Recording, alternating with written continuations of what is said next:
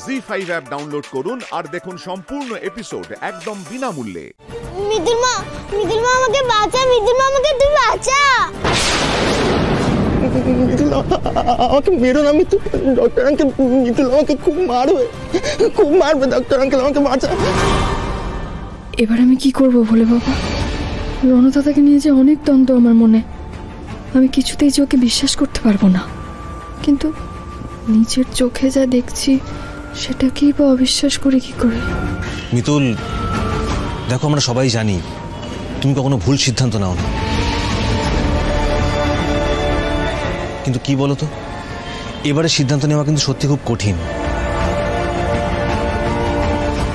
এবার কিন্তু মন থেকে নয়, তুমি মাথা দিয়ে বিচার করবে, তারপর তোমার যেটা মনে হবে তুমি সেটাই করো।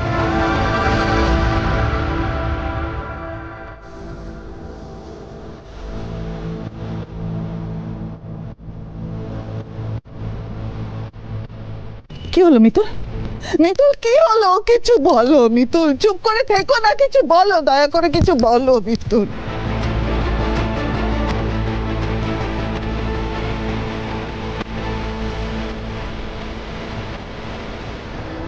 আমি এই অভিযোগ তুলে নিচ্ছি।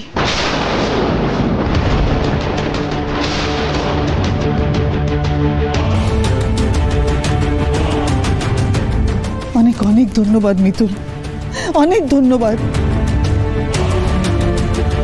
আমি চিরকাল তোমার কাছে ঋণী হয়ে থাকবো, চিরকাল। তোমার এই ঋণ আমি কোনোদিন শোধ করতে পারবো না মিতুল।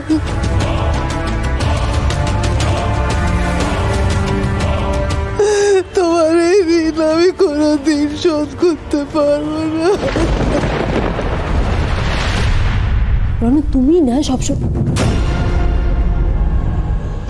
মেরো না আমাকে, মেরো না। দিদি, এই পেশেন্টকে ছেড়ে দেওয়া হয়েছে, বাড়ির লোক থানায় গেছে অভিযোগ তুলে নিতে।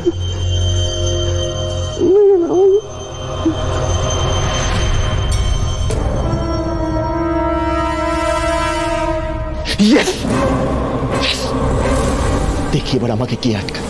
আমি এখান থেকে বেরোবো আর ওই মিতুলের সর্বনাশ করে আসবে। এতটা এক্সাইটেড হচ্ছ কেন? এতটা কেন এক্সাইটেড হচ্ছ বলো তো? তুমি জানো না মিতুল কি কি করতে পারে? তুমি খুব ভালো করে জানো, তাই যা করবে কন্ট্রোলে রেখে করবে। বাড়িতে যেন কেউ গুণাক্ষর টের না পায় যে তুমি মানসিকভাবে অসুস্থ নও, তোমার মাও না, এটা মাথায় রাখবে। ওকে অনুরাধা, ওকে, অ্যাজ ইউ সে। আর এমনিতেও মা আজকাল কোনো কাজে আসে না, তাই মাকে বলে কোনো লাভ নেই, জানবে না মা। শোনো মিতুল কিন্তু ওই বাড়িতে থাকবে, তোমার চোখের সামনে ঘোরাফেরা করবে, তাই এটা স্বাভাবিক যে তোমার প্রচন্ড রাগ হবে,